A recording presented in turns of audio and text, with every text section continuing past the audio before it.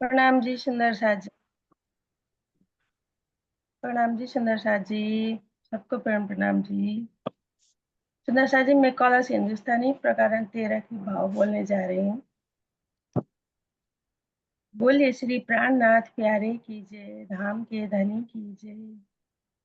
अब निरखो नीखे कर, यज देख न आया तुम।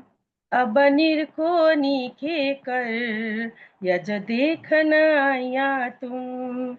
मांग्या खेल ही रस का, सो दिखलावे खसम। मांग्या खेल ही रस का, सो दिखलावे खसम। अब निरखो नीखे कर, यज यज देख न आया तुम।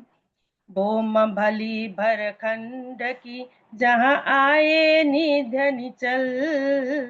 भोम भली भरखंड की, जहाँ आए निधन चल। और सारी जिमी खारी, और सारी जिमी खारी, खारे जल मोह जल। अबन निरखो नीखे कर, यज देख न आया तुम। मेहर सब जुदे जुदे, जुदे जुदे मुख बान। मेहर सब जुदे जुदे, जुदे जुदे मुख बान। खेले मन की भाव तले, सब अपनी अपनी तान। अब निरखो नीखे कर, यज देख न आया तुम। नहीं जसो पहचान कभू, तासो कर सन मन। नहीं जसो पहचान कभू, तासो कर सन मन। संगे सोदर मिल के, लीद भी मन का बन। अब निरखो नीखे कर, यज देख न आया तुम। कई उधर करने फिरत होत फजीर। कई उधर करने फिरत होत फजीर। कई पावड़ो कर कोटल, कई पावरो कर कोटल। ये होत खिलारी, तब निरखो नीखे कर, यज देख न आया तुम। अब निरखो नीखे कर, यज देख न आया तुम। प्रणाम जी सुंदर सा जी, बोलो तो समय देना। श्री प्राणनाथ प्यारे की, बोलो श्री सतगुरु महाराज की, पन्ना धाम की जय, सर्व सुंदर साथ की।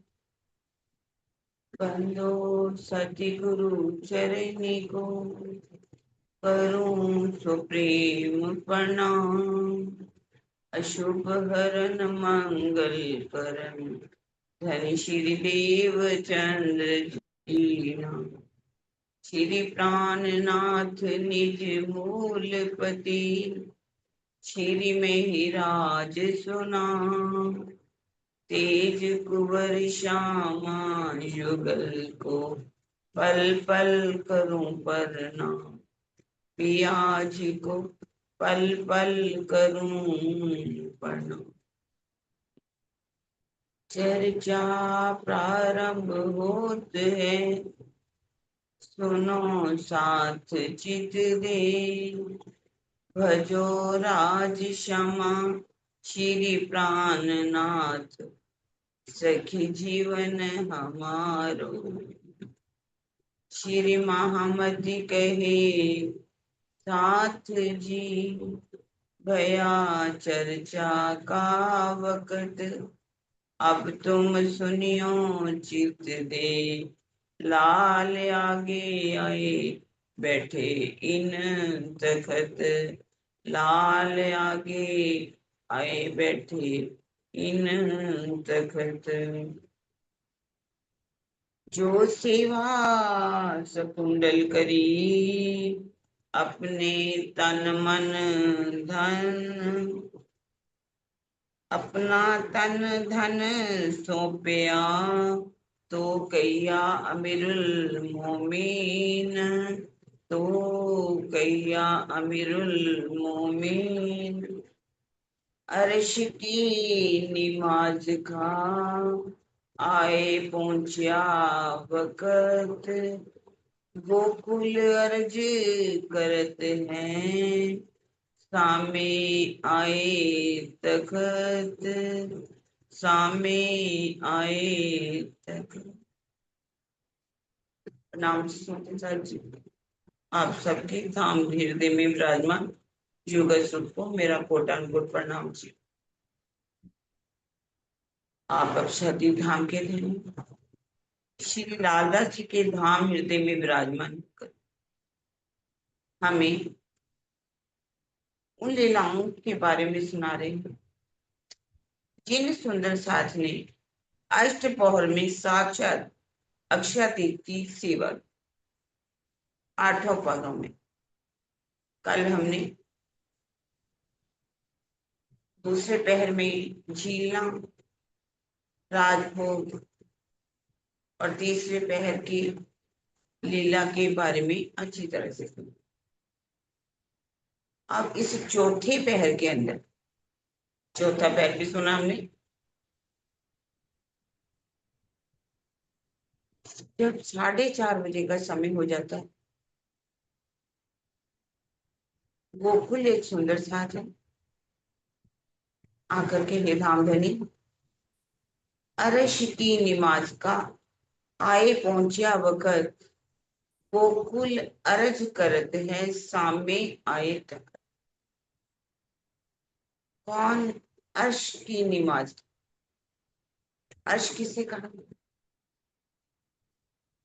एक अर्श होता है आकाश, जिसे आकाश भी कहते, और दूसरा अर्श होता है, वैसे शब्द अर्श, इसका भाव होता है, एक बीमारी है जिसे पाइल्स भी कहते हैं, और एक जो वास्तविक शब्द है कुरान के हिसाब से भी अस्र, अस्र होता है कि जब लोग जो है अपने प्रीतम को मिलने के लिए धाम धनी की से प्रार्थना करती है कि अर्श की निमाज का आए पहुंचे वक़्त। हे धाम धनी, अब क्या है, हमारी सुरता अपने परम धाम को देखना चाहती है, अपने घर की तरफ जाना चाहती है। गोकुल अर्ज करते हैं, सामने आए तक। एक गोकुल सुंदर साथ है, अब जिसके अंदर कोई इच्छा नहीं रही, बस उसकी इच्छा है कि मैं अपने परम धाम को देखूं, मैं अपने युगल स्वरूप की शोभा को देखूं, मैं उसमें डूबूं। और वो कहते हैं, हमको इस खेल से सिताब काढ़ो श्री रात, हे मनोरथ पूर्ण रेहा न कोई का। हे धामधनी, अब हमें इस माया के संसार से आप निकाल दीजिए, हमारे इस संसार में कोई भी इच्छा नहीं रही, जल्दी से निकालिए हमारी सुरता को, परम धाम की ओर लगा दीजिए। हे मनोरथ पूर्ण रेहा ना कोई काज। अब क्या करें संसार को लेकर के, कोई चाहना बाकी बची ही नहीं संसार की तरफ, बस एक ही इच्छा रह गई है। वो इच्छा क्या है? अपने घर की सुरता लगाने के लिए मेरी सुरता हर पल अपने धाम धनी की तरफ लगी रहे। श्री धाम धनी सुनत है वाणी जो मकबूल, दुआएं मोमिनों की होत है। हमारी ये जो चाहना है, अपनी घर को देखना, युगल स्वरूप की शोभा को धाम हृदय में बसाना, ये जो चाहनाएं हैं हमारे धाम धनी पूरी करते हैं, यदि हम अपने सच्चे दिल से उस चाहना को रखेंगे कि हे धनी, अब हमारी संसार को ना देकर के बस हम आपको देखना चाहते हैं, तो ऐसी अर्जी धाम धनी मंजूर करते हैं। अब धामधनी सुंदर साथ की इच्छा को पूरा करने के लिए चितवनी की कैसे तैयारी होती है। चितवनी के लिए अब सभी सुंदर साथ जो है अर्ज करी एक भांत साथनी कई भांत धनी दिए सुख। सभी सुंदर साथ ने आकर के जब अर्जी की कि हे धामधनी, अब तो हमारी चितवनी का समय हो गया है, आप हमारी सुरता को परम धाम की ओर ले चलिए। तो धामधनी भी तरह तरह से सुख देते हैं अपनी आत्माओं को, क्योंकि खेल में बिठाएगी, माया के खेल में बिठा करके भी धनी सुख दे रहे हैं। और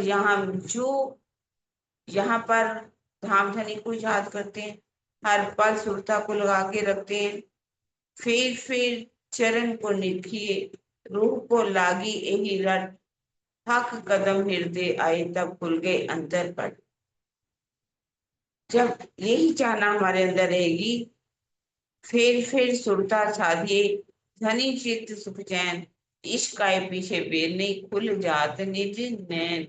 जब हम बार बार इस चर्चा इस चितवनी को करेंगे, बार बार स्वरूप को देखेंगे, हमारे अंदर इश्क आएगा, क्योंकि धनी कौन से स्वरूप है, इश्क का ही स्वरूप है। वो प्रेम देने वाले हैं, आनंद देने वाले हैं, शांति देने वाले हैं, सौंदर्य का सागर है, कोमलता का सागर है, सुगंधि का सागर है। तो इस तरह से हमारी अर्जी अवश्य ही कबूल होती है। तहकीक अर्ज कर पहुंचता है जो भेजिए पाक दिल। यदि हम अपने सच्चे दिल से ये इच्छा करेंगे तो धनी हमारी इच्छा अवश्य ही पूरी करते हैं। इस तरह से जब वहां चिंतन होती है तो वहां पर कुछ सुंदर साथ हैं, मुरलीधर जी, जो क्या लेकर के करते हैं, ढाल और तलवार।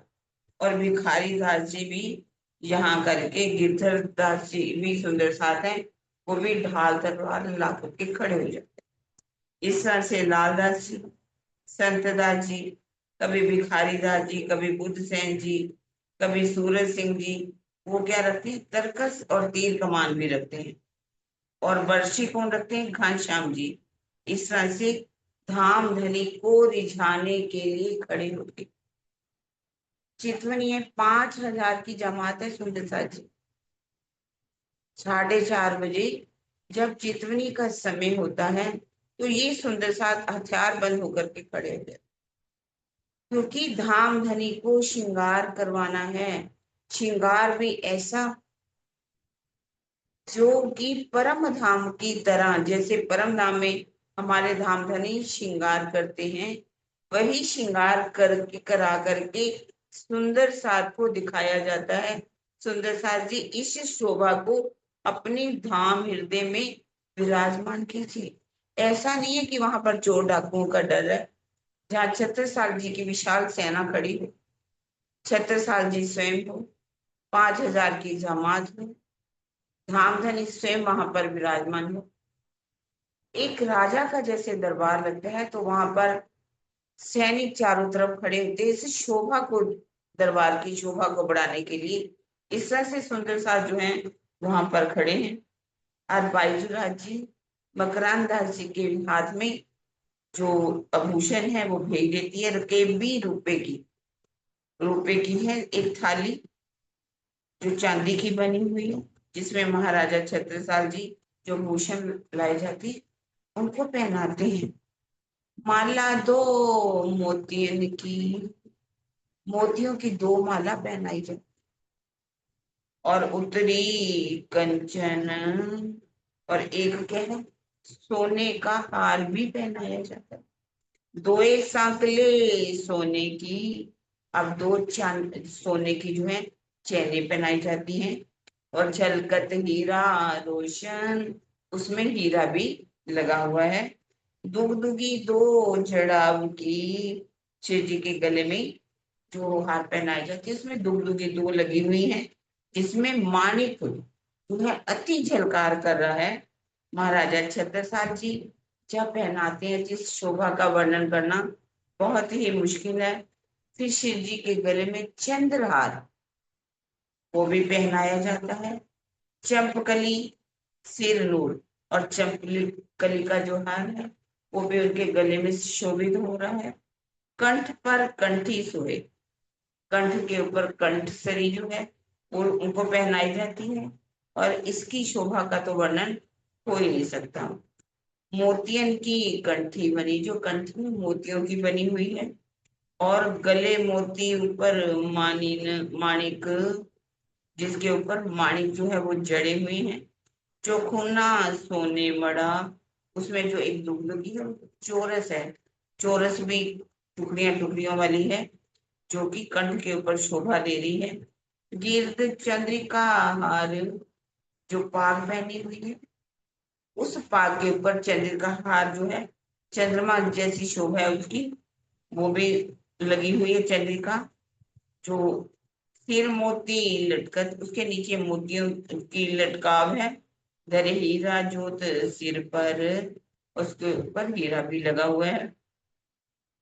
महाराजा छत्रसाल जी इस श्रृंगार को अपने धामधनी को करवाते हैं, और अंगुलियों में जो जो मुद्रे चाहिए, वैसे जो जो फिट आती है, महाराजा छत्रसाल जी उनको पहनाते हैं।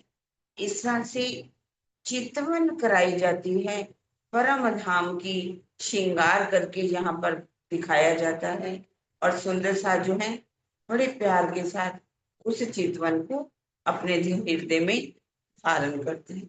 इस तरह से आगे पांचवें पहर की लीला शुरू होती है, और जब पांचवा पहर आता है, लच्छूबाई एक सुंदर सा वो आकर के खड़ी हुई है, कहती है, अर्जी करती है, हे धनी, आज हमने कौन से घाट पर चलना है? तो शिव जी साहब क्या उत्तर देते हैं कि आज हमने पाट के घाट चलना है, क्योंकि माया के खेल में जब हमने आए तो उस खेल में क्या है, हमने जाना था पाट के घाट के ऊपर, जिसमें हम अक्सर बोलते हैं, पाट घाट की ड्योरी में जहाँ रामत कीजिए राज, रतन जड़त के मोहन में कीजिए रंग विलास, मारा वाला जी चलो जमुना चल झील। कैसी सुंदर सा यहाँ पर झील ना करती, कैसे पाट घाट की शोभा है, जो है हीरा माणिक पुखराज पांच और नीलवी के थंब जो है, 12 थंब अति सुंदर है, शोभायमान है। कैसे नीचे से खरनाले बह रहे हैं, ऊपर सुंदर दिहोरी की शोभा आई है, किनारा रत्नों से जड़ा हुआ है, जहाँ हम किस प्रकार से लीलाएं करते हैं, और इस तरह से बताते हैं कि हे सुंदर सा जी, अब जब हम माया के खेल से उठेंगे, उस दिन भी हम पाट घाट ही चलेंगे। तखत बिछोने होते हैं बिछावत बिहारी दा, बिहारी दास जी की विशेष योगा है। अब तखत सजाया जा रहा है, क्योंकि शिव जी साहब को अब श्रृंगार कराना है, और इस तरह से शान माँ महारानी यानी कि बाईजू राज जी का भी तखत उनके पास ही बिछाया जाता है। इस तरह सुखपाल में बैठ के आई बाईजू राज महारानी जो है सुखपाल में बैठ करके आती है, और कहती है, अरज अरोगन की मीठी बातें कर, हे धामधनी, अरोगने का समय हो गया। प्रातः का बाल हो, शाम दोपहर का राजभोग, और इसको राजभोग भी कहते हैं और रानी भोग भी कहते हैं। रानी भोग का मतलब होता है कि जैसे शाम को रानियां जो है वो नजाकत से थोड़ा कम खाती हूँ, इस तरह से शिव जी साहब जो है वहां पर भोग अरोगते हैं। अब थाल अरोगन की ले आई मथुरी हिम्मत, साग तरकारी कटोरी लेके आगे भरत, अरोगने के लिए थाली रखी जाती है, मथुरी बाई और हिम्मत बाई लेकर के आती है, और शिव जी अब उस थाल में कई प्रकार की तरकारियां हैं, कटोरियां रखी हुई हैं, शाक रखी हुई हैं। महाराजा छत्रसाल जी अब शिव जी से को हाथ पकड़वाते हैं, धुलाते हैं, और ये सेवा बहुत ही खुश होकर के करते हैं, और हाथ पोंछने के लिए रुमाल भी देते हैं।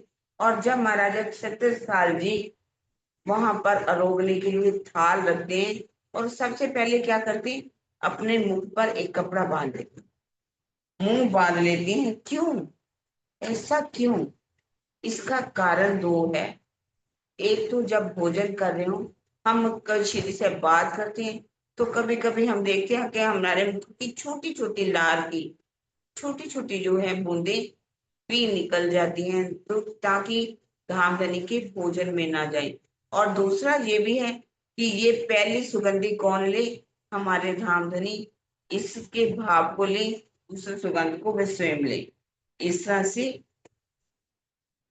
और सेवी बिहारी दास जी भी खड़े रहते हैं और थाल लेकर के, और सुंदर साज भी आ जाते हैं, ताकि शिव जी साहब जब भोजन कर रहे हैं तो हम अभी अपने भाव से उन सुंदर साज को खिला सके।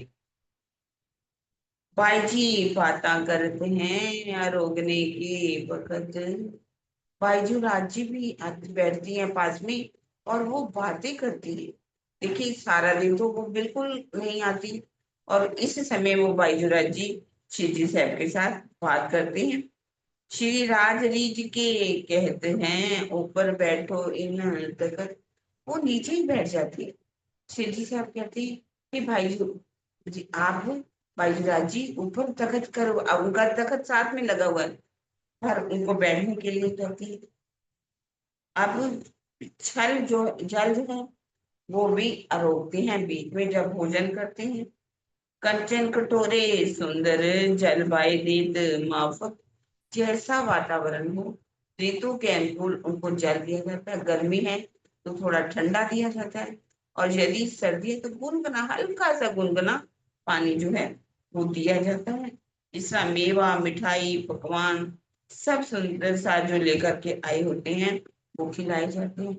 उसके बाद कैसे चुल्लू कराया जाता है।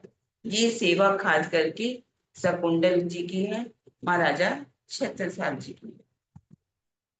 अब इसके बाद कहवा अरोगने की ले आई माणिक। माणिक सुंदर साहब जी ने वो कहवा लेकर के आते हैं, क्योंकि सर्दी का मौसम है। थोड़ा जैसे कहते हैं कि थोड़ा पानी पीना हो तो गर्म पानी पीते हैं, और वो गर्म पानी ना पी करके कहवा टाइप बनाया जाता है, जिसमें सौंफ लौंग इलायची जायफल इत्यादि अदरक वगैरह डाल करके हल्दी डाल करके बनाया जाता है।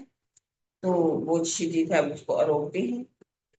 बेड़ी वालत बाई जी महाराज अपनी। अब उसके बाद महाराजा छत्रसाल जी बीड़ी भी तैयार करते हैं। पानों का बीड़ा श्री जी साहब को दिया जाता है। और इस समय बहुत सभी सुंदर साथ अपने अपने घरों से कलंगियां लेकर के आते हैं। कलंगियां बहुत सुंदर उन्होंने बनाई हुई है।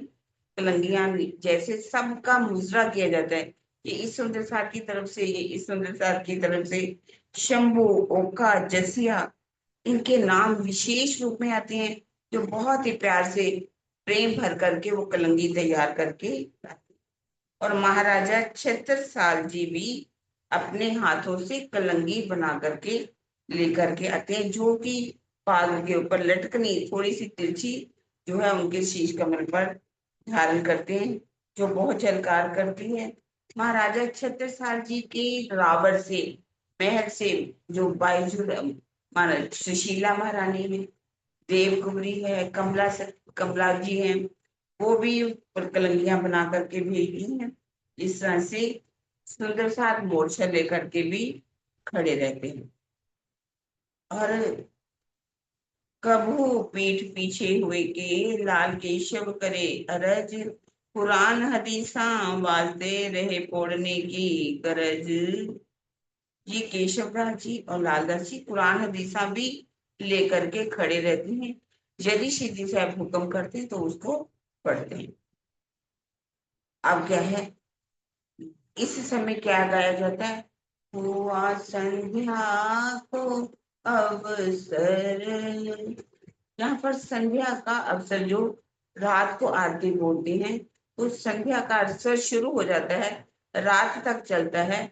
इस तरह से वहां पर गाया जाता है। मन्ना सुंदर सा जो है आकर के खड़ी हो सकती, क्योंकि हे श्री साहब हमें परम धाम से युग स्वरूपी शोभा का वर्णन करके सुना। जब आपने सुबह वर्णन किया था मैं इस समय हाजिर नहीं थी। अब शिव जी साहब उसका कहना मानते हैं और अब वर्णन कर शिव जी साहब के श्रृंगार का वर्णन कर। शिव जी साहब ने कैसे सफेद रंग का जामा, कैसे नीचे ऊपर से फिट, नीचे से कैसा खुला है, महीन इतना है कि उसमें से इजार जो है सेंद्रिय रंग की, केसरिया रंग की इजार बहुत सुंदर दिखाई दे रही है। कमर पर पटका बांधा हुआ है, उसमें किस प्रकार से 7 रंग की लहरें दिखाई दे रही है और आसमानी रंग की पिछोड़ी है, सेंद्रिय रंग की पाग। श्यामा जी के भी सेंद्रिय रंग की पाग का वर्णन करते हैं, श्याम रंग चुराव कंचकी का वर्णन करते हैं और उनकी हरे रंग की पेटीकोट का भी वर्णन किया जाता है। अब नवरंग बाई की, क्योंकि उसे नवरंग बाई का जो नृत्य का दिन था, नवरंग बाई के कैसे वस्त्र हैं, आमरस की उनकी चरनिया, आमरस की कंचकी और साड़ी श्याम रंग की, नीले रंग की इजहार धारण कर रखी है उन्होंने। इस तरह से नवरंग बाई के श्रृंगार का भी वर्णन करके सुनाते हैं। ये वर्णन जो है 2 वक्त होता है, प्रातः काल भी होता है, शाम को भी होता है। और क्योंकि इस संसार के अंदर स्वरूपदाता ब्रह्मांड में भय हैं 2-3, तो लिखे शास्त्रों में जो लाई अकी। यहाँ पर जितना भी वर्णन है, किसका वर्णन है? आदि नारायण का ही वर्णन जो किया गया, किसी ने भी वर्णन आगे का नहीं किया, क्योंकि अक्षर ब्रह्म के मन का स्वाप्निक रूप आदि नारायण है। सभी लोग उसी को ही पारब्रह्म मान करके उसी का ही वर्णन करते हैं। इस तरह से वैकुंठ से ये जो स्वरूप है आता जाता रहता है। अब कह रहे हैं, इस सूरत अर्श अजीम की जाए कि हाँ अक्षरातीत, कहने वाले धाम धनी सुन मोमिन करे प्रतीत। अब जो वर्णन जहाँ हो रहा है, वो वर्णन ना ना मलकूत का है, ना नसूत का है, ना जबरूत का है, बल्कि कहाँ का है? लाहौत के अक्षरातीत की शोभा का यहाँ वर्णन किया जा रहा है। और कहने वाले कौन है? स्वयं धाम धनी है, जो उनकी शोभा का वर्णन करके सुना रहे। और इस वर्णन को सुनने के लिए निष्ठा बंद सुंदर साथ आती। कुछ सुंदर साथ कैसे आती?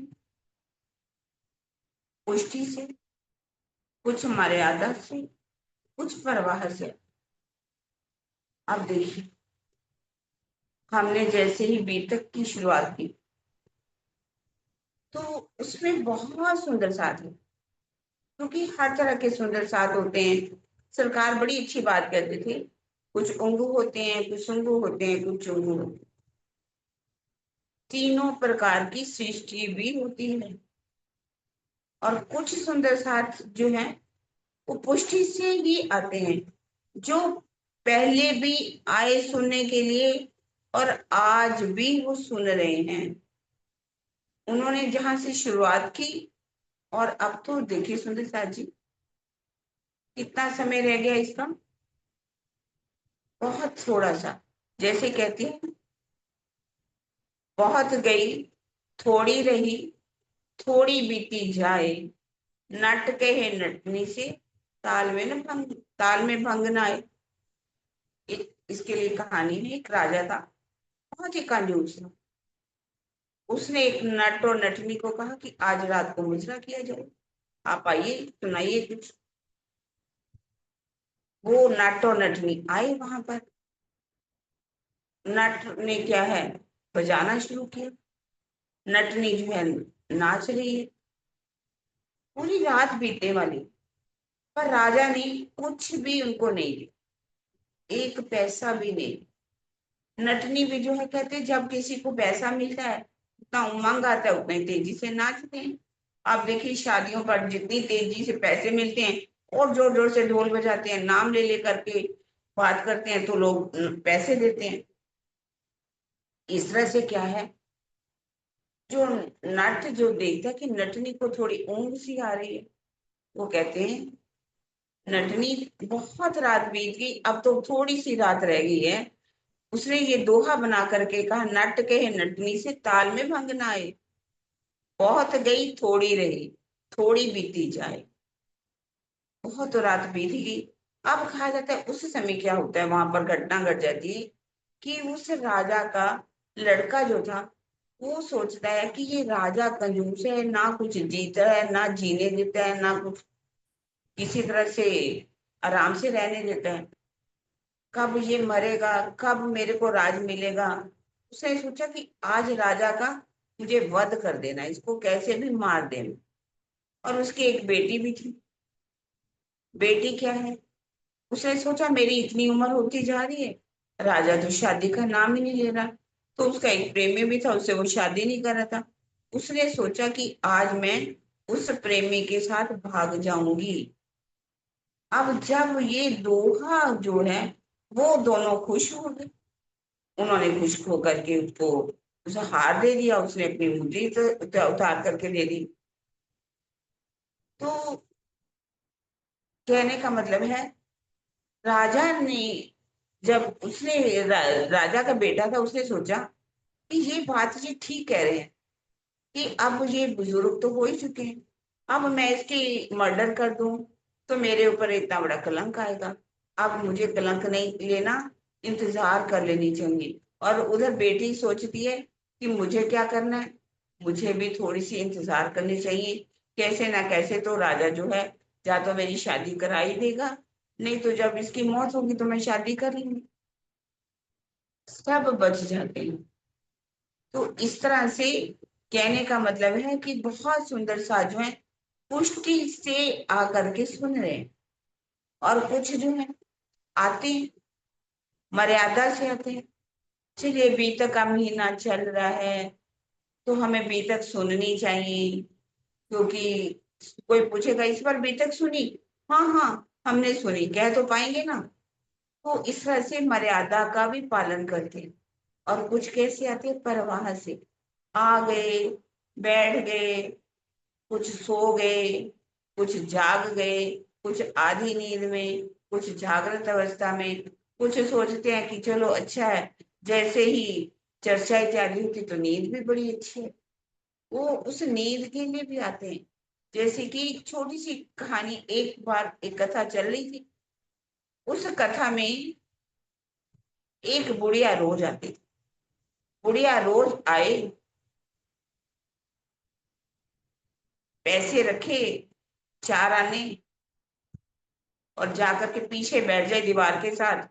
जैसे ही कथा शुरू हो, आराम से नींद आए उसको, सो जाए, बड़ी गहरी नींद। जैसे ही कथा समाप्त हो, आके प्रणाम करे और चली जाए। 6 दिन हो गए, 7वां दिन जब आया, रोज पैसे भी रखे, चार आने,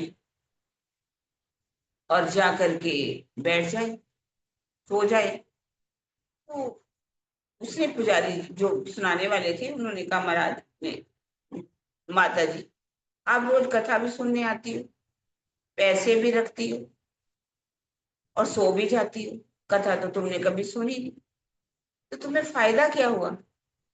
कहती है, महाराज जी फायदा मुझे हुआ, मैं चार आने आपके आगे रखती हूँ, और जब मैं घर में 8 आने की भी दवाई लाती हूँ तो भी मुझे नींद नहीं आती, जितनी नींद मुझे आपकी कथा में आती है। एक तो पैसे बच जाते हैं, और दूसरा क्या है, मुझे नींद बड़ी अच्छी आती है। तो कहने का मतलब ये है, कुछ लोग पुष्टि से आते हैं, कुछ परवाह से आते हैं, और कुछ मर्यादा से भी आते हैं। तो यहाँ पर भी चर्चा के लिए भी कुछ लोग पुष्टि से आते हैं, निष्ठावान, और कुछ परवाह से, और कुछ मर्यादा से चर्चा सुनने के लिए आते हैं। अब क्या कह रहे हैं, इस समय आया समय आरती का, साथ आवत चारों तरफ, इन समय शोभा को के हो न जाए हर। अब आरती का समय आ गया, चारों तरफ बंगला जी के अंदर भर जाता है। आरती जो है बाईजूराज जी भी आ जाती है। अब उनके शिव जी साहब का पूरा तख्त तो तैयार है, जहां विराजमान होकर के उनकी आरती, बिछोने, गादी सब लगा दी जाती है। बाईजूराज जी जहाँ खड़ी होती है नीचे, वहां पर भी आसन लगाया जाता है। उसके साथ सुंदर साज जो खड़े हैं, उनके लिए भी आसन लगा दिए जाते हैं। छाछ, ताल, थैली, मिनी, इस तरह से दगड़ा दत्ता भी आते हैं, पूरे अपने अपने लेकर के साजो जो है वो वाद्य यंत्र जो है लेकर के आते हैं, और पावड़े भी बिछाए जाते हैं। वहां पर आरती होती है। आरती गाने वाले जो सुंदर साथ हैं, मृदंग बजाने वाले, झांझर बजाने वाले, तार बजाने वाले सुंदर साथ भी, जब वो बजा करके आरती करते हैं सुंदर साथ जी, ऐसी आवाज आती है कि कहते हैं कि लगता है कि दजाल पास में भी, दजाल सोचते हैं कि ये तो मेरे मारने के लिए आए। सुन धुन इन समय की कांपत कुली दजाल, ए नीचे मुको मारेगा, यही मेरा है काल। ये तो मेरा काल है। निश्चय ही जब ये आरती की धुन सब सुनेगी तो सबके अंदर का दजाल चला जाएगा। दजाल भी तो चिंता करता है कि यदि मैं ही निकल गया तो मेरा काम कैसे चलेगा। आप कहते हैं आरती के वक्त में चादर बिछावत हीरा मन, चादर हीरा मन जी बिछा देते हैं। चावल बधावत श्री भाई जी, सब आरती वाली सैयन, जैसे कि हम पहले बोलते हैं चंदन चढ़ाते हैं, चावल चढ़ाते हैं, इस तरह से शिव जी को पहले चंदन लगाया जाता है, चावल चढ़ाया जाता है। चावल चढ़ाने का मतलब क्या होता है? चावल जब हम बनाते हैं तो किस तरह से फलते फूलते हैं, इस तरह से ही फलने फूलने का शोभा को लेकर के चावल जो है हमें चढ़ाए जाते हैं।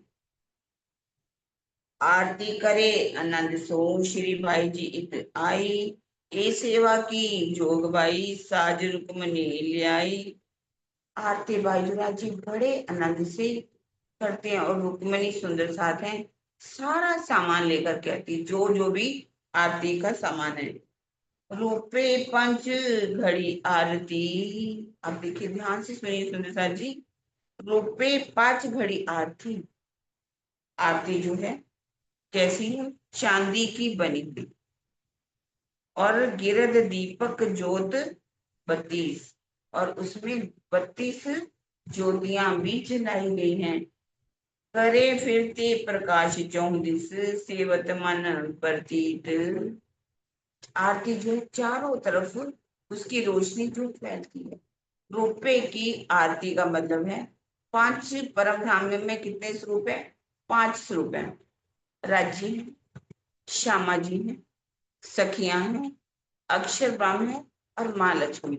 इसी भाव को लेकर के आरती 5 रुपए की जो है चांदी की बनी हुई है। इसमें 5 खंड है आरती, तो चांदी की एक खंड, दूसरा, तीसरा, चौथा और 5वां, और उसमें 32 जो है ज्योतियां जो है जलाई जाती है। 32 ज्योतियों का अर्थ क्या है कि परम धाम के अंदर हमारे हाथ कितने हैं? 32 हाथ हैं। उन्हीं 32 हाथों की मतलब स्वरूप को लेकर के, उसी भाव को लेकर के यहाँ 32 जो है ज्योतियां जलाई जाती है, जिसकी चारों तरफ ज्योति जो है फैलती है। तो शिव जी साहब का जो मुखारबिंद की शोभा जो है देखने लायक होती है। अब जो है आरती जब उतारी जाती है तो उस समय लच्छोबाई भी आती है, और भी सब सखियां, कुमारिका सखियां जो हैं अपनी थाली में छोटी छोटी आरतियां जो है वो लेकर के आ जाती हैं। अब कहती हैं कंचन थाल चहु मुख दिवला, दीपक ज्योत प्रकाश, करत आरती श्री जियावर रानी, आनंद अंग उल्लास। कंचन थाल चहु मुख दिवला, कंचन की थाली सजाई गई है, जिसमें दीपक चारों तरफ ज्योति जो है प्रकाश रही है। और आरती कौन उतारने वाले हैं? बाईजू राजी स्वयं आरती जो है वो उतारे। जब भी हम आरती उतारे, कंचन थाल चहु मुख देवला, हमारी सुरता कहाँ लगनी चाहिए? बंगला जी के अंदर। स्वयं प्राणनाथ जी विराजमान है, हम उनके स्वरूप की आरती उतारते हैं। और पहला ये बोल करके और फिर कौन बैठ जाते हैं, बाईजूराज जी भी उनके पास जा करके विराजमान हो जाती है तखत के ऊपर। और जुगल स्वरूप सुंदर सुखदायक, श्याम धाम धनी सोहे, मंगल रसक बदन की शोभा, नीलखंता मन मोहे। बता जी कहते हैं, अब कहते हैं कि जुगल स्वरूप कैसे सिंहासन के ऊपर विराजमान है, महामती जी के धाम हृदय में जुगल स्वरूप विराजमान है, जिनकी इतनी शोभा है, उस शोभा को निहारो। उसकी आरती उतारने का मतलब है उस शोभा को अपने धाम हृदय में विराजमान होगा। हम आरती जो करते हैं नख से शिख तक नीचे पहले जाते हैं, फिर ऊपर जाते हैं, फिर ऊपर से हम नीचे आते हैं। इसका भाव क्या होता है, हम आपके ऊपर आपके नख से शिख तक की शोभा को अपने धाम हृदय में बसाना है।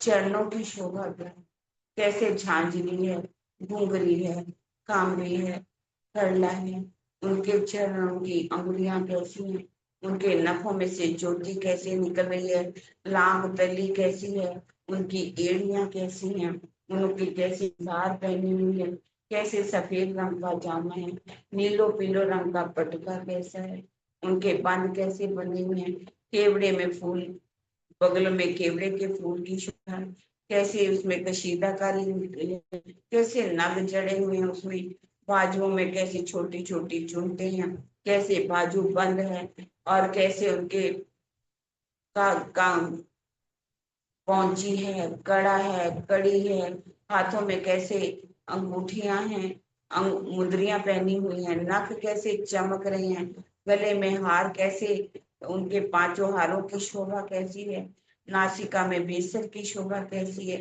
कानों में बालों की कानों में बालों की शोभा कैसी है, पाग कैसी है उनकी सेंद्रिय रंग की, कैसे उसमें कलंगी की शोभा आई है, कैसे परों की शोभा आई, कैसे उसमें हीरा भी माणिक जो है लगा हुआ, उनके नैन कैसे हैं, उनकी नासिका कैसी है, एक एक अंग की शोभा को निहारना है।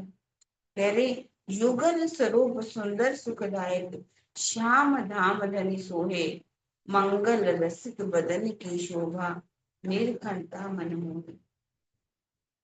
अगर राज्य की शोभा देख रहे हैं तो श्यामा जी की भी शोभा को निहारना, उनकी शोभा कैसी है, उनके चरण कैसे कमल हैं, उनकी एड़ियां कैसी, उनके झांझरी घुंघरी कांबी करला के साथ कैसे बिछवा है, कैसे अनवट है, कैसे उनकी इजहार है,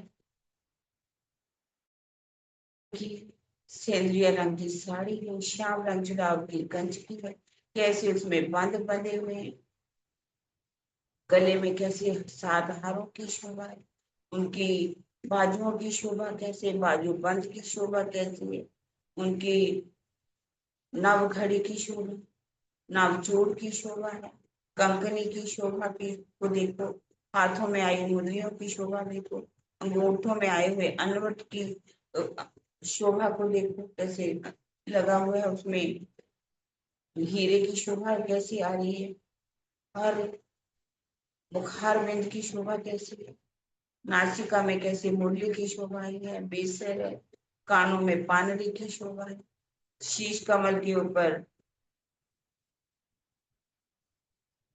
राखड़ी की शोभा आई है, श्रृंगार पट्टी की शोभा आई है, लाल रंग की मांग कैसे भरी हुई है, बालों में चोटी की शोभा कैसी है, राज्य के घुंघराले बालों की शोभा कैसी, एक एक अंग की शोभा को सुंदर साजी।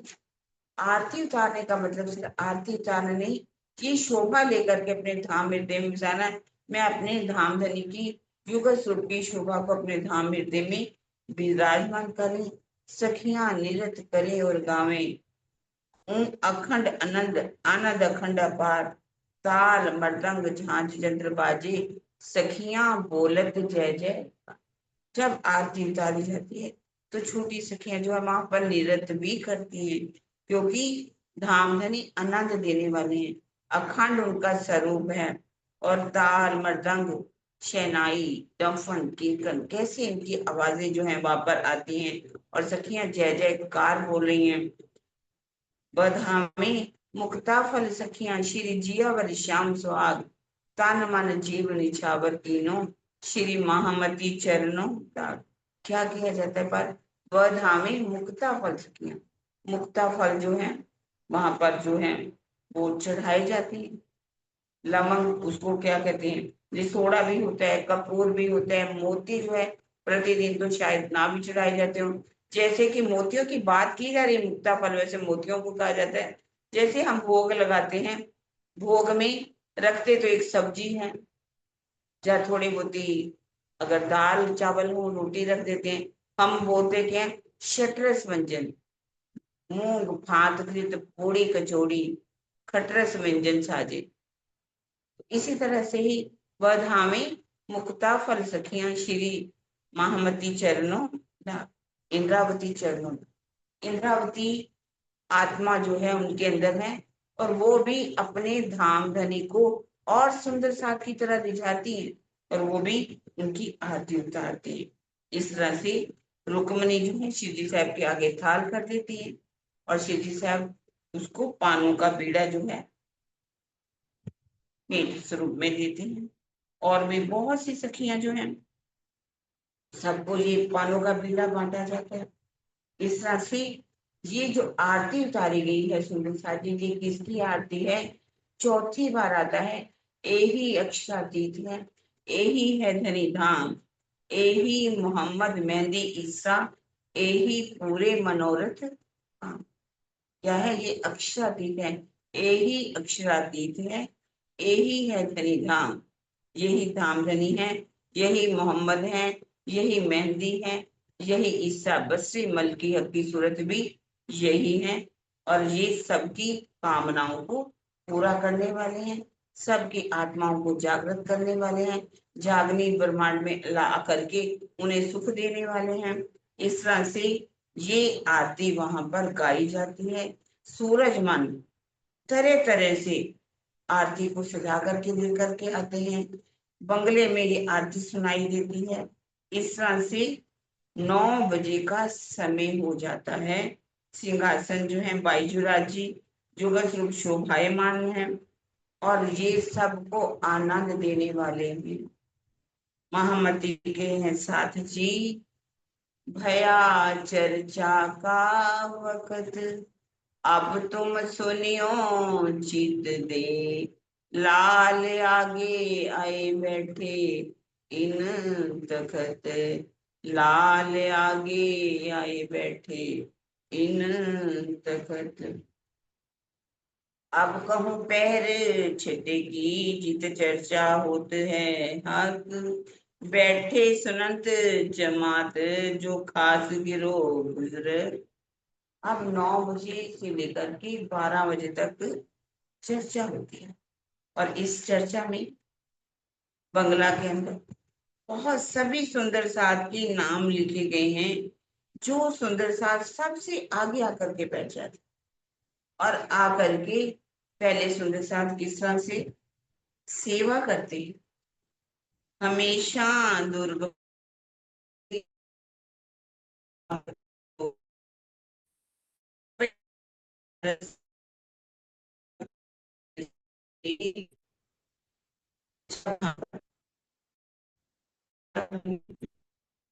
तो उनके पास भी ऐसे 2 लोग आते हैं, और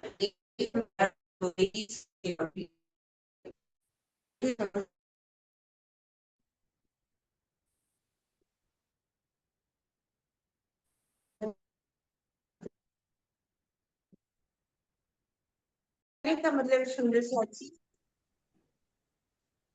सेवा जो है वो स्वयं अक्षरातीत जहाँ पर लीला कर रहे हैं, वो सेवा वहां दी जा रही है, और हम सुंदर साथ भी सेवा देते हैं। और सेवा देते हुए हमें इस बात के बारे में सोचना चाहिए कि जो सेवा हो रही है हम किस तरह से सेवा दें। जैसे कि हम जब सेवा देते हैं तो एक सेवा होती है सतोगुनी, रजोगुनी और तमोगुनी।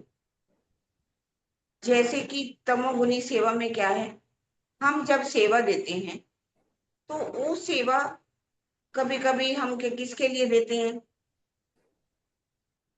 सबकी पॉकेट में वो पैसे दिए हमने, उन्होंने अपनी पॉकेट में रख लिए, सब भर लेते हैं अपनी पॉकेट। और उन पैसों से जिनको भी हम, चाहे कोई भी हो, मैं नाम नहीं लेती, जब हम सेवा देते हैं तो उस पैसे का वो क्या करते हैं, उससे मान लीजिए वो हवाई जहाजों की सैर करते हैं, समुद्री जहाजों में घूमते हैं, विदेशों में घूमते हैं, बड़े बड़े महंगे महंगे मोबाइल खरीदते हैं। जैसे कि आज भी किशोरी जो है, किशोरी जिसे कहते हैं जया किशोरी, वो कहती है कि जब भी कोई नया फोन आता है तो मैं उस फोन को सबसे पहले खरीदती हूँ, और उसका पर्स हो, चाहे फोन हो, चाहे उनके पहनावा हो, उनके बालों की स्टाइल हो। तो हमारे यहाँ भी, उनकी बात तो मैं छोड़िए, हम अगर वो सेवा देते हैं तो ये तमोगुनी सेवा मानी जाएगी। और एक सेवा होती है रजोगुनी सेवा। रजोगुनी सेवा में क्या आता है सुंदर सा जी, जैसे कि हम, जैसे सिंहासन बनना है या ऊपर का कलश चढ़ना है, हम सोना दान देते हैं, सोना इत्यादि जो भी है दान में, सेवा में दे देते हैं। तो इस सेवा को मैं कौन सी सेवा मानती हूँ, रजोगुनी। और एक है सतोगुनी सेवा। सतोगुनी सेवा में क्या होता है, जब हम बहुत सी किताबें छपवा लेते हैं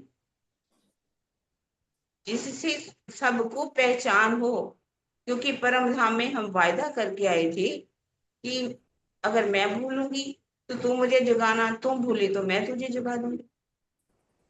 अगर हम किसी सोई हुई आत्मा को, अज्ञानता में डूबी हुई आत्मा को जागृत कर देते हैं, यदि उनका जीव इस वाणी को सुन करके भी भव सागर से पार हो जाता है, आवागमन से पार हो जाता है, तो ये सेवा कौन सी मानी जाएगी, सतोगुनी सेवा मानी जाएगी।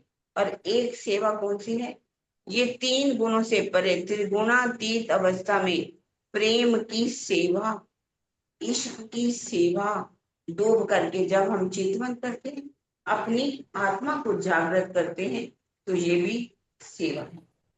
तो इनमें हमें देखना चाहिए कि हमने कौन सी सेवा कहाँ पर करनी है, कैसे किसकी जरूरत है, उस सेवा को करें। अब इनके महल से भी 2 लौंग आते हैं और 1 रुपया सेवा के लिए आता है। अब क्या है, सभी सुंदर साथ के नाम इतने, इतनी जमात है सुंदर साथ जी, 5000 की नाम सुंदर साथ है, लेकिन विशेष विशेष सुंदर साथ जो बैठते हैं आकर के, आगे आकर के वो आकर के बैठते हैं, उनकी नाम जो है वो लिखे गए। बिहारी दास जी एक नाम आता है, बिहारी दास झंडूला, वो भी आकर के चर्चा को सुनते हैं। और चर्चा जब सुनते हैं तो कहाँ लिखा हुआ है, चर्चा सुनने के लिए पुष्टि से भी आती है, मर्यादा से भी आती है, प्रवाह से भी आती है, और 108 पक्षों का वर्णन करके भी सुनाते हैं, जिसको हमने अच्छी तरह से कब सुना था, जब हमारी निजानंद पद्धति बताई थी। क्योंकि 3 तरह से होते हैं, सतोगुनी, रजोगुण और तमोगुण, और 9 प्रकार की भक्ति, 9 स्थायी, और 3 तरह से ही सब सुनते हैं, पुष्टि से, मर्यादा से, प्रवाह से, 81 पक्ष हो जाते हैं। और 82वां पक्ष वल्लभाचार्य जी को दिया गया, जिन्होंने सुबोधनी का टीका किया। उन्होंने वर्णन तो किया, अखंड का, चंद्रमा का वर्णन किया, अखंड योग माया का वर्णन किया, लेकिन आगे नहीं पूरी तरह से बता पाए, जिसको सेध तो लगाई, लेकिन वर्णन ना होने से फिर भी उनको 82वां पक्ष दिया गया। और 83वां पक्ष कौन सा है, कबीर जी का, पंच वासनाओं का, जिन्होंने आगे का वर्णन करके बताया। चलते चलते पग धरे, नगर रिया नौकोस, बीच में डेरा पर गया, कबीरा काको देऊं, जा घर में अबला बसे, वह प्रेम के पूर, कबीरा वो घर मुझसे दूर।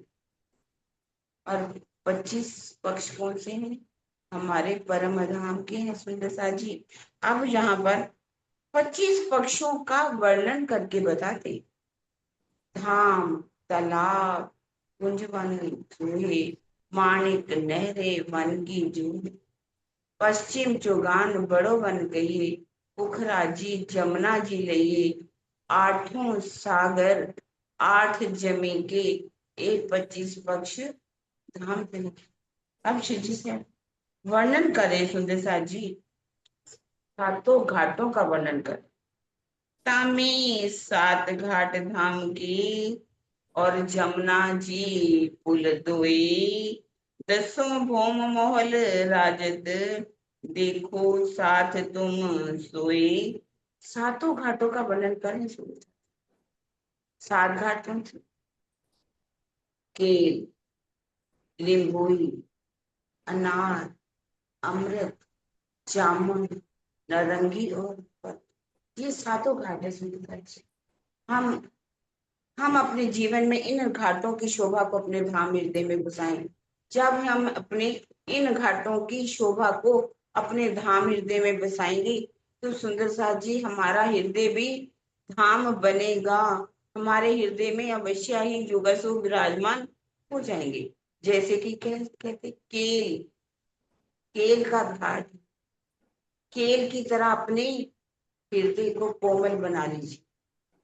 इतना कोमल है, जैसे केला कोमल होता है, चिकना होता है, हमें वैसे ही जब हमें बनाएंगे, दुनिया वाले आपको चुभोएंगे कांटे, लेकिन केला जो है झूलता रहता है, झूमता रहता है, वो अपना झूमना नहीं छोड़ता। केले का काम है, कांटे का काम है काटना, अब केले का है झूमना। लिंबोई, लिंबोई में कितना नूर है, कितने उसके अंदर गुण हैं। हमें अपने आप को, वो हमारे अंदर कोमलता आनी चाहिए, वो सौंदर्य आना चाहिए, वो आत्मीयता आनी चाहिए, वो तेज आना चाहिए, वो ज्योति है। किस तरह से शोभा उसकी है, उस नूर की, उस शोभा को अपने हृदय में लाए। अनार, एक अनार शोभा में वाहिदत लानी होगी अपने हृदय में।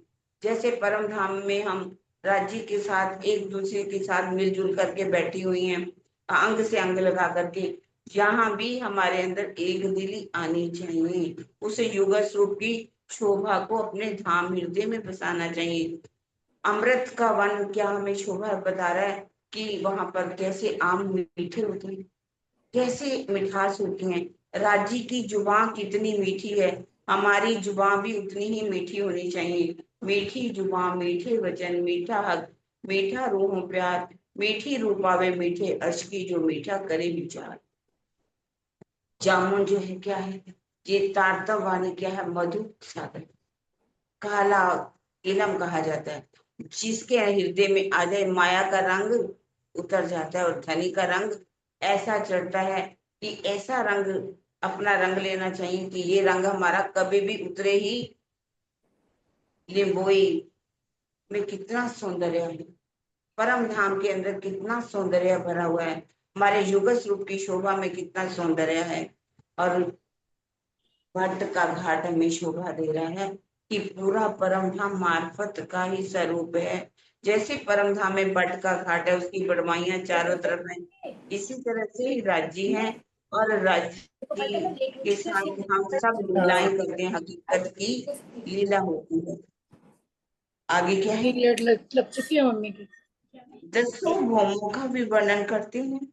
और महल 24 हांस की, तो उसके ऊपर पुल भी है, केल और बट का पुल, और 24 हांस के महल का वर्णन करके बता रहे।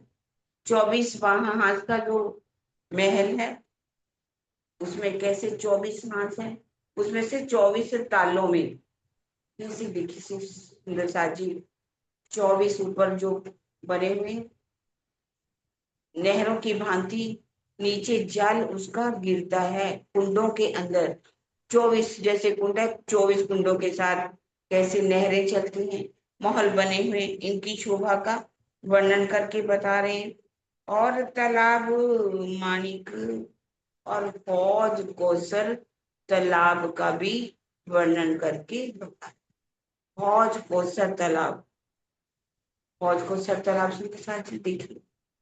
इसके कैसे 4 घाट हैं। एक घाट कौन सा है, 16 दियोरी का घाट, इसमें 16 दियोरियां बनी हुई। और सामने झुंड का घाट आता है, पश्चिम दिशा में झुंड का घाट है, और उत्तर दिशा में 9 दियोरी का घाट है, और दक्षिण दिशा में 13 दियोरी का घाट है। 13 दियोरियां हैं, 9 दियोरियां हैं, और बीच में क्या है, हमारा टापू महल। टापू महल की शोभा को देखिए, कैसे उसमें 64 पंखुड़ियां हैं, और ऐसे लगता है कि 64 पंखुड़ियां वाला फूल खिला हुआ हो। कैसे वहां पर जब हम बैठते हैं, ये हौज कोसर ताल की लहरें ऊपर उठ उठ करके हमारे वहां पर आकर के हमें स्पर्श करती हैं। जहां पर हम बाहर बैठे होते हैं 64 पंखुड़ियों में, 60 पंखुड़ियां हैं, 64 दरबार की द्वार है। इस तरह से उसका भी वर्णन करके बताते हैं। माणिक पहाड़ का भी वर्णन करके बताते। माणिक पहाड़ जो है 12,000 भूम का है। 12,000 कैसे हवेली है, चौरस और गोल 6,000 और 6,000। 4 चौरस के बीच में गोल, 4 गोल के बीच में 4, एक चौरस। इस तरह से कैसे मोटी दीवार, कैसे द्वार है वहां पर, कैसे बीच में टापू महल की शोभा, ये वर्णन करके बताते हैं। और 4 हार हवेली का भी वर्णन करते हैं।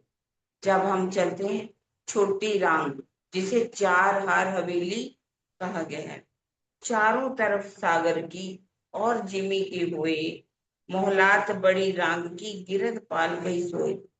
चारों 8 सागर 8 जमी के, एक 25 पक्ष धाम धरी के।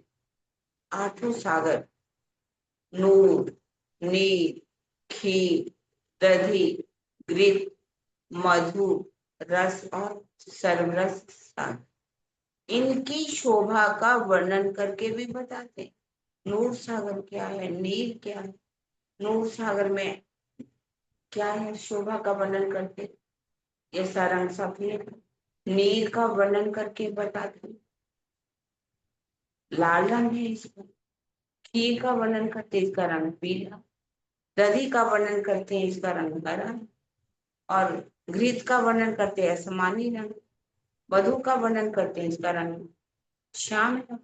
और निस्बत का 10 रंगों का वर्णन करते हैं। और उस सर्वरस सागर में दो सभी रंग समा जाते हैं। ये कैसे रूहों की शोभा का वर्णन है।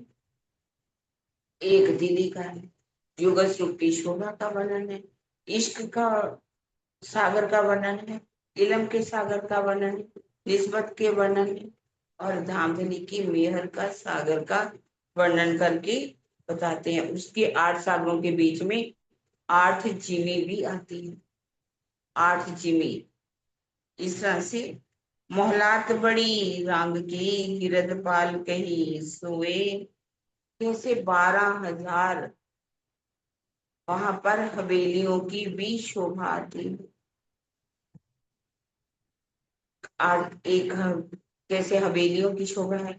फिर जिमी आधा, आधी जिमी है, आधी सागर की वर्णन आते हैं। बीच के वैसे कैसे सागर आ जाता है, सागर के अंदर 12,000 टापू मौलों की शोभा है। उसके ऊपर चांदनी की शोभा का वर्णन करते हैं। और चारों तरफ जहां पर हवेलियां बनी हुई हैं, उसको पाल भी कहा गया है। जहां पर पाल में क्या है, 12,000, हर हवेली के सामने 12,000 चांदनी चौकों की शोभा है।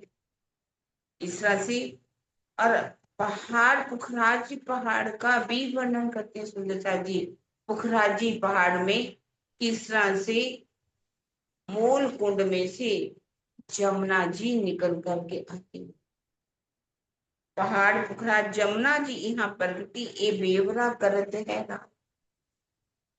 हम पुखराजी पहाड़ को देखें, पुखराजी पहाड़ के बाद कैसे बंगलों की शोभा आती है। बीच में आध बीच का कुंड आता है, ठप्पो चबूतरा आता है, मूल कुंड की शोभा आती है। उसमें से कैसे जमुना जी निकलती है, जो आधी जो है ढकी हुई है और आधी खुली है। उसके चारों तरफ, दोनों तरफ कैसे दिहोरियों की शोभा है। इस तरह से वर्णन करके बता रही हूँ। एक इच्छा नित होते हैं भौम कही अद्वैत, 25 पक्ष में सब है उड़े सुनते द्वैत। यदि हम इन 25 पक्षों की शोभा में डूब जाते हैं, इनको अपने धाम हृदय में बसा लेते हैं, तो माया हमारे अंदर रहती ही नहीं। अब यहाँ पर पांचों स्वरूप का भी वर्णन करके बताए। परमधाम में राजीव है, श्यामा जी है, रोही है, अक्षर ब्रह्म है, महालक्ष्मी जी है। और यही अक्षर ब्रह्म जो है, दर्शन करने के लिए प्रतिदिन चांदनी चौक में आते हैं। और रूहों के दिल में क्या भरा हुआ है? इश्क रबद कारण। जहां राज के दिल में इश्क रबद कारण, खेल दिखाए बेवरा क्या देखो निर्गुण। इश्क रबद हमारा कारण बना। और महाकारण क्या है सुंदरता जी? महाकारण है हमारा, राज्य ने अपने स्वरूप की पहचान करानी थी, मार्फत के स्वरूप की पहचान करानी थी। इस तरह से वर्णन करके अब बता रहे हैं। अक्षर की इच्छा भई, अक्षर के मन में क्या इच्छा आती है कि मैं देखूं कि अंदर लीला क्या है। और सखियों के दिल में क्या होता है कि ये अक्षर ब्रह्म कौन है, और ये यहाँ पर दीदार करने के लिए आते हैं, ये करते क्या है। इस तरह से रूहों के दिल में भी इच्छा पैदा हो गई, और अक्षर माम के दिल में भी पैदा हो गई कि हम भगवान, रूहों के दिल में भगवान के खेल की इच्छा हो गई, और अक्षर माम के अंदर खेल देखने की इच्छा हुई। बहुत बरजा कह रहे, बहुत बरजा इनको, फेर फेर तीन बेर, बहुत चाह जब देखिया उतारी बीच अंधेर। राजी ने 3 बार मना किया तुमने सारे को, ये सखियों इस खेल में मत जाओ, इस खेल में मत जाओ। पर हमने जितनी बार मना किया, उतनी बार ही इच्छा पैदा हो गई कि हमने इस खेल को देखना ही देखना है। और ये इच्छा अक्षर ब्रह्म के मन में भी हो गई। और इस तरह से पहले हम ब्रिज में आए, दूसरी बार रास में आए, और तीसरी बार कौन आए? मोहम्मद साहब की कैसे लीला होती है। चौथी बार ईसा रोअल्लाह आती है। 5वें दिन में कौन से? स्वयं प्राणा जी हकी स्वरूप की लीला है। और ये 6ठा दिन मोमिनों का है। अब कैसे 5 बकासी उतरी, पांचों शक्तियां कौन कौन सी उतर गई? धनी जी को जोश, आत्म दुल्हन, नूर हुक्म बुद्ध मूल वतन, ये पांचों मिल भई मोहम्मद, वेद कतेबों पहुंची सर। पांचों शक्तियों का वर्णन करके बता। जबराइल किसके लिए आया है? सुंदर साथ जी बता रहे हैं, जबराइल जोश धनी का करे तुम्हारी वकालत, तुमको साफ राखहीं कहूं पैठ ना सके इल्लत। जबराइल फरिश्ता, जो जोश का फरिश्ता है, हर पल हमारी वकालत करता है। लिखा हुआ है, वो वकालत क्या करता है कि हमारे अंदर कोई माया ना आ करके बैठ जाए। माया अगर आकर के बैठ गई तो तुम्हारी क्या होगी? इल्लत होगी। अर्थात माया तुम्हारे अंदर प्रवेश अगर करेगी तो संसार में तुम्हारी बदनामी होगी। राज्य किसी प्रकार से हमारी कोई भी बदनामी नहीं कराना चाहता, क्योंकि असराफील फरिश्ता हमारी बुद्धि को आकर के साफ कर देता है। और असराफील बताता है कि ये प्यारी सखियों, ये गलत कर रही हो तुम, उन्होंने ये आमर है, भेज दिए आमर, निगहबानी कीजियो मेरे खासे बंदों पर। ये तो हमारे लिए पूरी तरह से रखवाले करने वाले आए हुए हैं, ताकि हम इस माया के खेल में पूरी तरह से ना तो फंस जाएं। अगर फंस रहे हैं तो हमारी पूरी कोशिश होती है वो निकालते हैं हमें। और इस तरह से बता रहे हैं कि रू अल्लाह आए तुम पर, तीन पहने जामे दोए, कहीं तुमको खेल में ढूंढ काढ़े सोए। रू अल्लाह को कहा, क्या कर लाए बुलाओ तुम रू अल्लाह, रूहें जो मेरी आशिक, रबद किया प्यार वास्ते कहियो कहलाया। आशिक मेरा नाम, रू अल्लाह आशिक मेरा नाम, इश्क मेरा रूह से मेरा उम्मत में आराम। राजी कह रहे हैं मैं तुम्हारा आशिक हूँ। और रूह अल्लाह ने जो 2 जामे पहने, पहला जामा मलकी सूट और दूसरा जामा पक्की सूट, और ये लीला राजी कर रहे हैं। लेकिन श्यामा जी को यहाँ पर पूरी तरह से महत्ता दी गई है। इस तरह से अब वो सातों स्वरूपों का वर्णन करके भी बताते हैं। 7 स्वरूप श्याम के वर्णन करत श्री राज, 7 के सुख उपजावहि पूरे मनोरथ काज। यहाँ 2 रास 5 अर्शी जिनका वर्णन नहीं। यहाँ सातों स्वरूप कौन से हैं? 3 सागर में जो वर्णन किया, और 4 बार श्रृंगार ग्रंथ में वर्णन करके, नख से शिख तक का वर्णन करके रामधनी बता रहे। कह रहे कि एक बार नहीं तो दूसरी बार धारण कर लो, दूसरी बार नहीं तो तीसरी बार, चौथी बार, 5वीं बार, 6ठी बार, 7 बार वर्णन करके हमारे धामधनी ने अपनी शोभा का वर्णन हमें बताया, ताकि किसी ना किसी तरह से, कहीं ना कहीं से ये शोभा आपके धाम हृदय में बस है। धनी को कोई काम नहीं है, वो रूहों से लाड करते हैं। हक को काम कछु नहीं, देवे रूहों लाड नजर, बिगर चाहे सुख देत है तो मांगे अपना दे। राजी हमें कितना लाड करते हैं, हक को काम कछु नहीं। राजी को कोई काम नहीं है, वो हर जो उनका काम है परम धाम में जो भी लीला है वो क्या है? हमें रिझाने के लिए, हमारे लाड पूरे करने के लिए। और राजी ये भी चाहते हैं लाड तुम्हारे अर्श के तुमसे न छूटे के, ये जो परम धाम की सुख है तुमसे एक पल भी छूटने नहीं चाहिए। अक्स के जो अक्स ना लगे दाग दिन, और तुम्हारे इन जीवों पर भी कोई दाग नहीं लगना चाहिए, क्योंकि ये दाग तो हमारे कर्म, तो हमारे जीव करते हैं ना। जीव ही आलस्य की नौका पर सवार होता है, जीव ही हर तरह से उसके अंदर बातें आती हैं। भले ही वो गुणाविद्रियों से घिरा हुआ है, लेकिन जीव गलती करेगा, जीव, और कलंक किस पर लगेगा? आत्म के ऊपर, गुनाह लगेगा आत्म के ऊपर। इसलिए धामधनी जो है वो हर तरह से कोशिश है कि इन रूहों के ऊपर कोई दाग ना लगे। उस सातों स्वरूपों का वर्णन बार बार करके हमें बता रहे हैं। और देखते हैं फिर वर्णन करते धाम को प्रदर्शना पुखराज, एहन स्केल करते हैं संग सैया श्री राज। पुखराज पर्वत की परिक्रमा करके भी बता रहे हैं कि पुखराज पहाड़ जो है वहां पर क्या है, कौन सी? पश्चिम की तरफ भी घाटी है और दक्षिण, और क्या है, उत्तर दिशा, पश्चिम और उत्तर दिशा। पूर्व में तो पुखराजी पहाड़ के आगे बंगला पुखराजी ताल है, अरबीज का, और इस तरफ क्या है?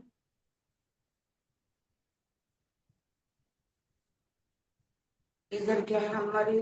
जैसे कि हम परम धाम से चलते हैं, लाल चबूतरा, बड़ो वन है, मधुवन है, महावन है, और कैसे महानद की शोभा का वर्णन करते हैं, कैसे कुंड का वर्णन करते हैं, कैसे पुखराजी पहाड़ की पाल का वर्णन करते हैं, कैसे वहां से सीढ़ियां हमारी बुर्ज बुर्ज कैसे ऊपर जा रहे हैं, कैसे बड़े बड़े स्वर्ण के बने हुए द्वार हैं, कैसे हम वहां से उतर करके नीचे कहाँ जाते हैं? तृहटियों में जाते हैं। अब इसका वर्णन, जैसे वनों ने चारों तरफ से घेरा है, उस परिक्रमा का वर्णन करके धामधनी हमें बता रहे हैं। और कैसे पूर्व में यमुना जी का प्रकटन भी होता है, और ये यमुना जी आगे चल करके दक्षिण दिशा की ओर मुड़ जाती है, बीच में चबूतरा आता है, और सातों घाटों की शोभा आती है। द्योरियां कैसे बनी हुई हैं, इन द्योरियों का वर्णन आता है, बड़े वन के वृक्षों का वर्णन आता है, और फिर उधर से मुड़ करके हौज कौसर में जा करके जमुना जी कैसे समा जाती है, वर्णन करके बता रही।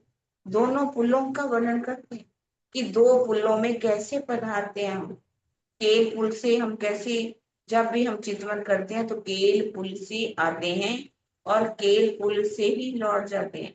और देखा जाए तो अक्षरवम कहाँ से आते हैं?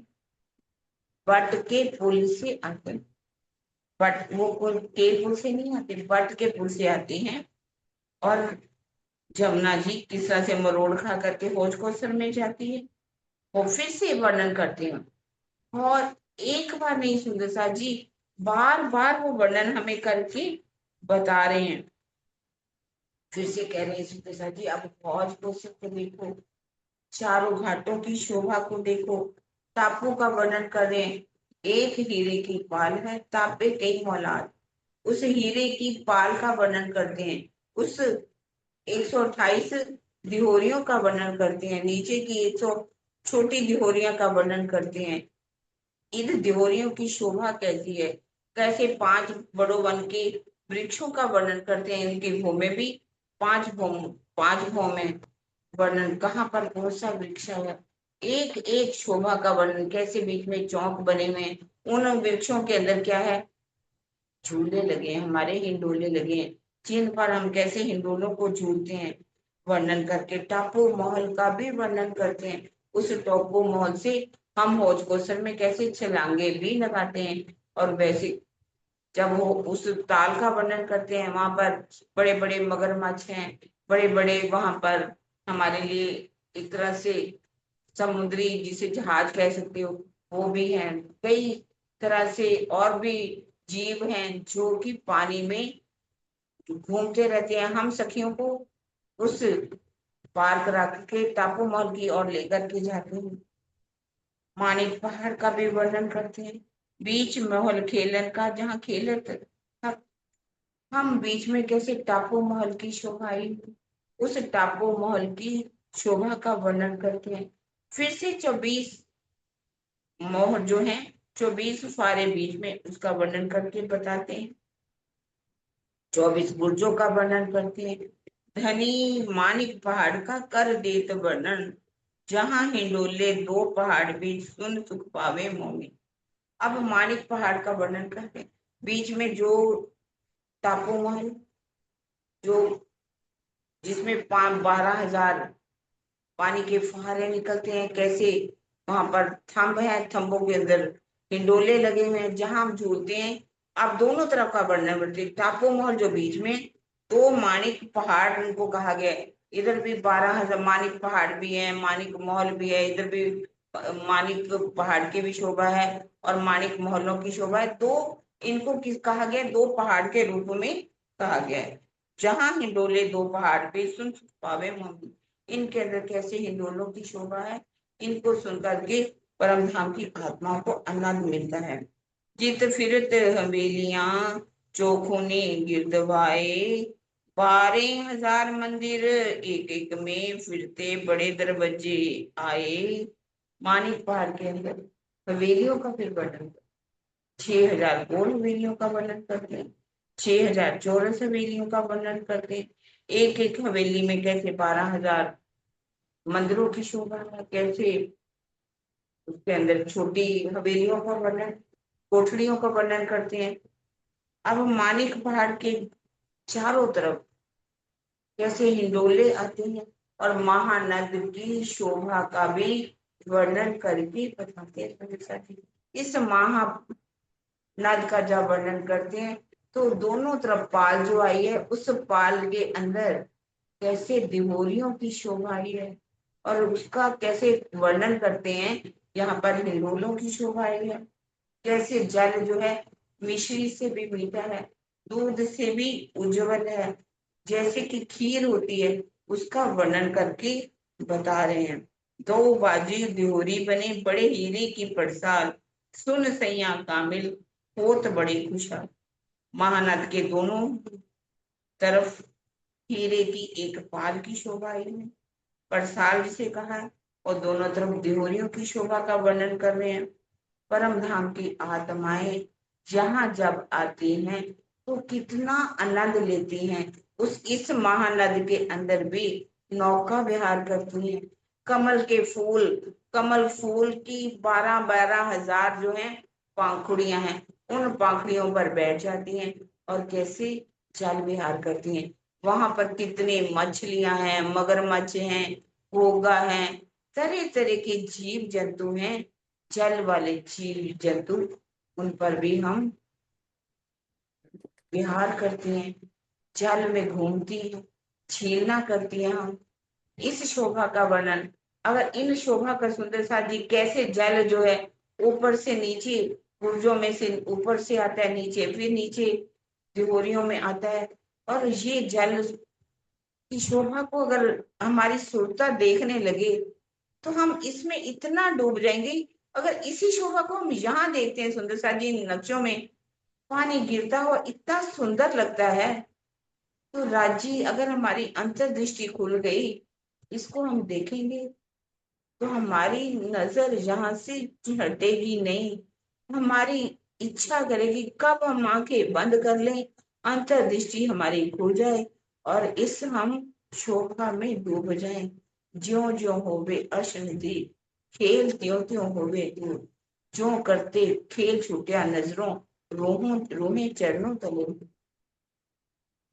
इस तरह से जहाँ राज रमत है, वन की जो मोहलात, अति सुंदर शोभा देत है, सो क्यों कर कहूँ विख्यात। जो ज्वेरों के महल हैं, ज्वेरों की महलों की भी शोभा बता रहे हैं। 4, 8, 16, 32, 64, कैसे चढ़ती हुई शोभा पे उतरती हुई शोभा, कैसे वहां पर जल, जल ऐसे लगता है कि वो जल के ज्वेरों के महल बने हुए हैं, उनकी शोभा वर्णन करके बताते हैं। और जहां हम अपने धाम धनी के साथ जाकर के लीला करते। आठों सागर एक है, ए रमन की ठोर, टापू बेट विराजत, कहीं न जाए मरोर। आठों सागरों का वर्णन, उन आठों सागरों के अंदर कैसे महल बने हुए, चारों तरफ महल है, चारों कोनों में महल है, बीच में टापू महल है। टापू महल में भी 12-12 हजार महल आए हैं। उनके अंदर कितना आपस में गैप रखा हुआ है, उसका भी वर्णन करते हैं। हम एक एक टापू महल के ऊपर भी चांदनी ऊपर जाते हैं और वहां पर बैठ करके पूरे परम धाम की शोभा को देखते हैं। इस तरह से ए लीला कीर्ति कहूँ, राहु रात होत पहर दोए, कहे समय 3 जात है, चर्चा कहे समझा में सोए। रात दिन वहां पर ये लीला होती है। अब इस तरह से वर्णन करते हुए 7वां पहर आ जाता है। 7वां पहर और 8वां पहर अब सुने के बाद में, अब श्री राजपुरे पलंग पर, गादे तकिए उठावे ये, बिहारी दास संग साथा नाथा रहे, और साथी शामिल सेवा के। अब जैसे ही चर्चा समाप्त होती है, श्री जी साहब कैसे पलंग के ऊपर लेट जाते हैं और पहले सुंदर साथ सेवा करने के लिए आते हैं। कैसे जो तखत पहले बिछा था उस पर से गादी तक की उठा लिए जाते हैं और बिहारी दास जी अब सेवा में शामिल हो जाते हैं। अब उनके सुख सेवा पर श्री जी साहब आराम करेंगे, कैसे सुंदर साथ सेवा के लिए आ जाएंगे। अब सुंदर साथ चर्चा की अर्चा करेंगे। चर्चा जब होती है तो कैसे सुंदर साथ आकर के श्री जी साहब को बार बार उठाते हैं। और कल हम कैसे इसमें कल भी 10 भूमाओं का भी वर्णन आएगा, परम धाम का भी वर्णन आएगा। इसको हम सुनेंगे कल 8वें पहर की लीला में भी। प्रातः काल का समय कैसे वृत्त सुनाई जाती है, छोटी वृत्त कभी सुनाते हैं, कभी बड़ी वृत्त सुनाते हैं। जो जो सुंदर साथ सुनाते हैं, सुनाने वाले सुंदर साथ की भी सुंदर साथ आकर की सेवा करते हैं। वो सोचते हैं कि इन्होंने कितनी सेवा की है, कैसे हमें परम धाम में घुमाया, तो हमारा भी तो कुछ फर्ज बनता है, हम भी इन सुंदर साथ की सेवा करें।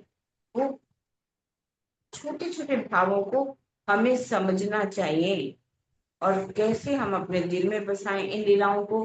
अष्टपहर की लीलाएं हमें हमारे परम धाम के अखंड सुखों की तरफ लेकर के जाती हैं।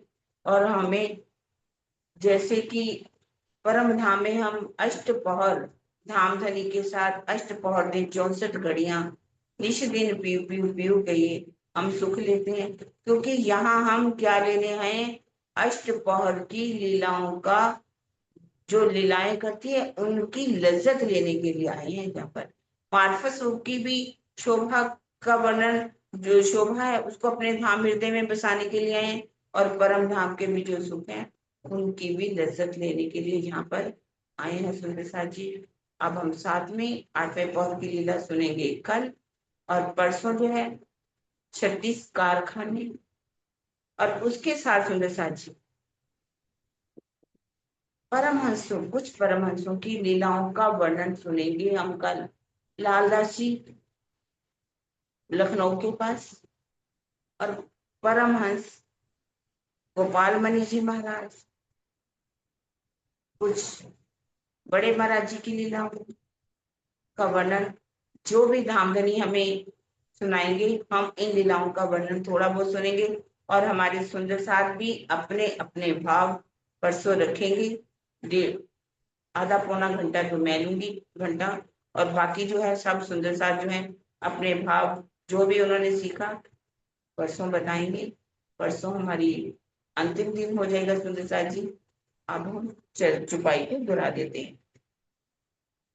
श्री महामती कहे ऐसई नो, ए छठे पहर की बीतक, अब कहूँ पहर सातवा, जैसी सोबत हक, जैसी सोहबत हक। बोलो श्री प्राणनाथ प्यारी की जय। बोलो श्री सद्गुरु महाराज की। प्रणाम जी।